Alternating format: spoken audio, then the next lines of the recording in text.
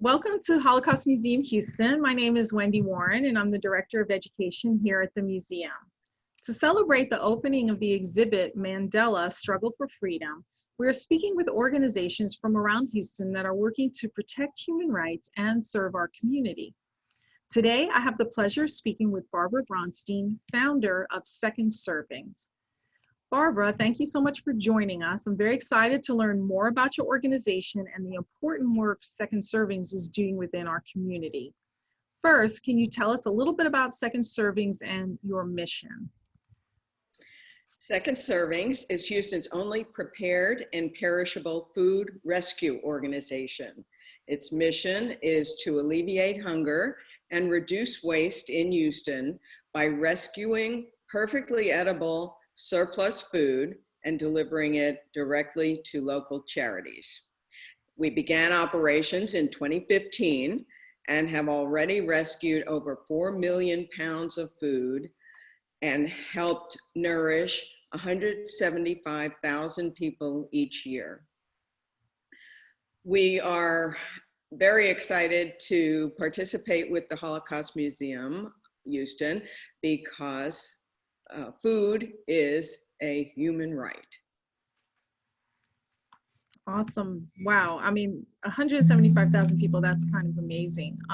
So why is this issue of hunger or food insecurity important to you?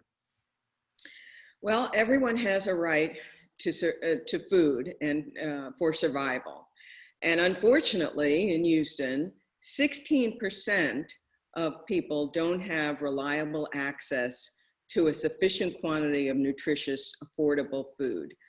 And yet, we discard 30 to 40% of the available food supply. It just doesn't make sense. And that's why I created Second Servings, because there are people in need and good food is going to waste. So we're tackling both issues of food insecurity and food waste simultaneously in a creative, innovative, and practical, efficient way. We work with over 300 food donors, such as distributors, retailers, manufacturers, sports venues, hotels, banquet venues, schools, hospitals, and many others. They donate their unsold and unserved food to Second Servings, and we pick it up in refrigerated vans and deliver it directly to over 90 different charity sites. And that includes places like soup kitchens, homeless shelters, low-income housing, food pantries, and a wide diversity of other types of sites. Our sites include places that serve veterans, abused women and children, intellectually challenged adults, the LGBTQ community, at-risk youth, adults in recovery, low-income families, low-income seniors, and disabled homeless seniors, as well as abused women and children. So we cover a broad range of types of facilities, but they all have needs, and the more food we can bring them, the more nourished their population is, the more they save money in their food budgets that they can redeploy to serve more people, to provide more benefits to their and services to their constituents, and the more they have to pay their overhead.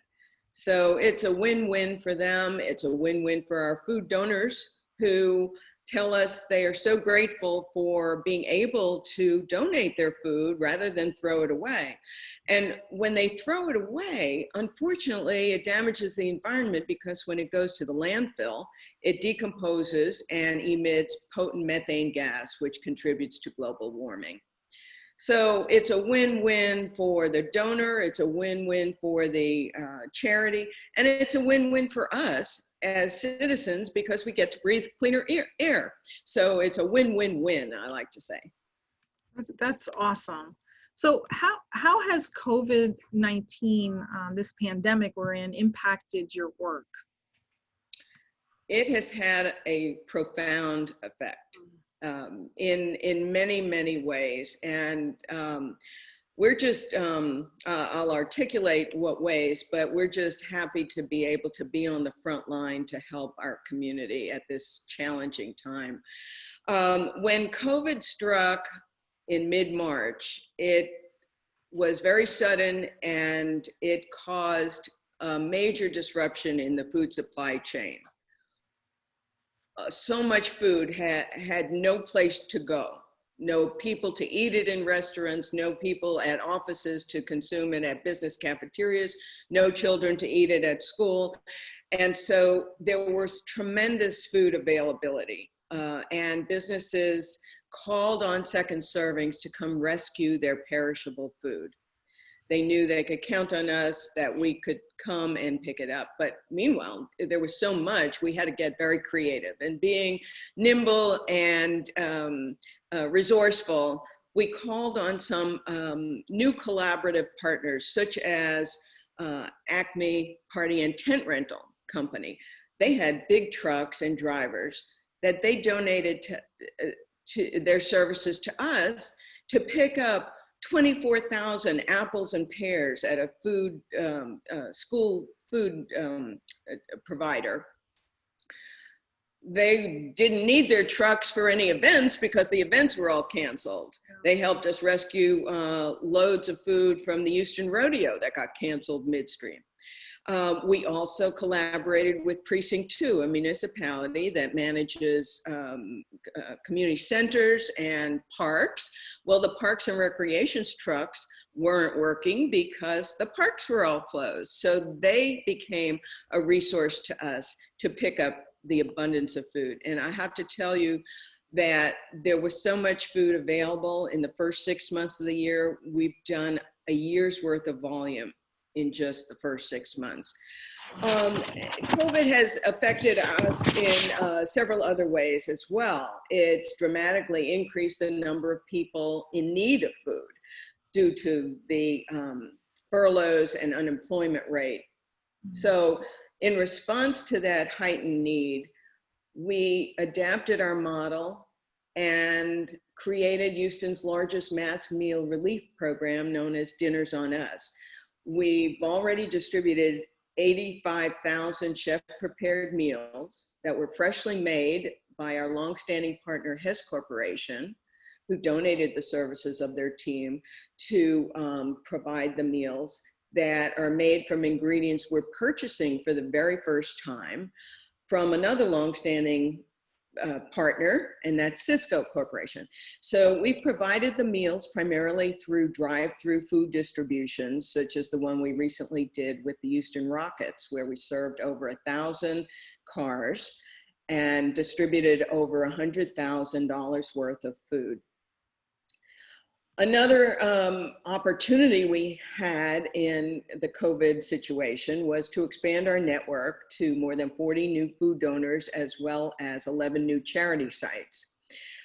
We've also had to navigate the difficult, ever-evolving situations at our food recipient charities due to schedule changes, adjustments in their meal service types, and new procedures for deliveries.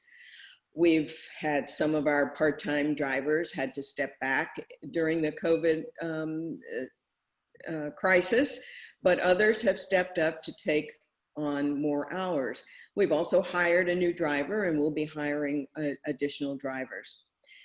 We also had to eliminate some of our volunteer opportunities because of the need to limit exposure of our drivers. So they're working harder, longer, going farther, and doing it all by themselves. So we're very grateful. We have great food rescue drivers. Wow. So if someone is interested in getting involved in second servings, how can they help you? Well, we hope to resume our volunteers riding in the second seat of each of our 4 refrigerated vans as soon as it's safe to do so.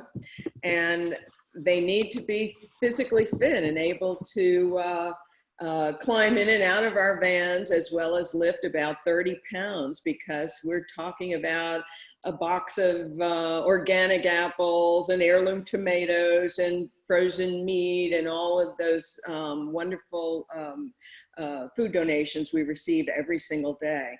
And it's really fun and always amazing to see the enormous amount of food and the incredible quality of the food that we receive.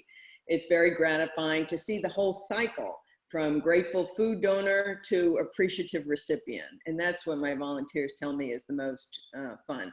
And so they leave each day knowing that they've made a difference in hundreds of lives of Houstonians in need. That's just wonderful. So where can people find out more about Second Servings? The best place is at our website, which is secondservingshouston.org. And on social media, we're on Facebook and Instagram primarily at the handle at Second Servings Houston. Wonderful. Is there anything else you would like our viewers to know?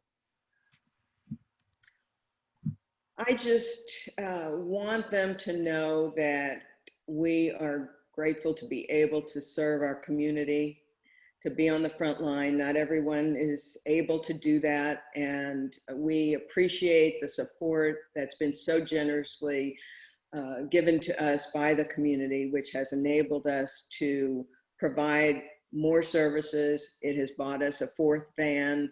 It has allowed us to keep going.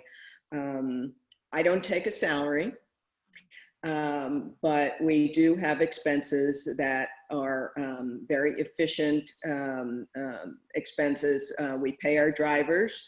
We pay a couple of people who are key to our operations, logistics and communications. And we don't charge anything to our charity. So the food is all provided for free. So those are important things when you're making a charitable donation. You want to know that you're not, that you're in good hands, that your money is being spent wisely and frugally. Wonderful. Thank you so much for the incredible work that you and Second Servings are doing within our community. And thank you for taking the time to talk with us today. If anybody would like to learn more information, learn more about Second Servings, you can visit their website, as Barbara mentioned, secondservingshouston.org, or stop by Holocaust Museum Houston on Saturday, September 26th from 10 to 5 during our Human Rights Expo. Receive free admission to the museum and learn more about Second Servings and other human rights organizations in the Houston area. We hope to see you there. Thanks again to Barbara and our viewers for joining us today. Mandela's Struggle for Freedom will be on view from September 11th through January 3rd. For more information about upcoming events at Holocaust Museum Houston, please visit our website at hmh.org. And please feel free to follow us on social media as well. You can follow Holocaust Museum Houston's Boniak Center at Boniak Center, and on Instagram and Twitter. Thanks for tuning in. Have a great day.